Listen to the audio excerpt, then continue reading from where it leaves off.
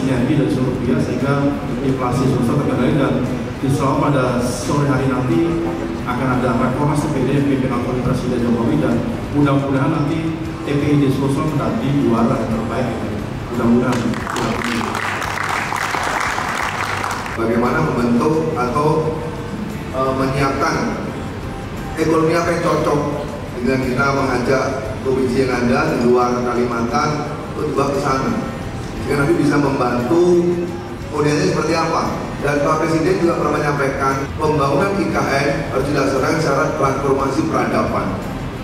Artinya tidak hanya berpikir dari salah satu sisi. Kalau bicara peradaban macam-macam, berarti sama-sama simultan antara pembangunan pertahanan, pembangunan pemerintah, juga pembangunan ekonomi. Jadi ekonomi juga masuk di dalam. Mari kita bersama-sama, jangan kendor, tetap kerja keras, negara menunggu nanti kita bersama. Kita punya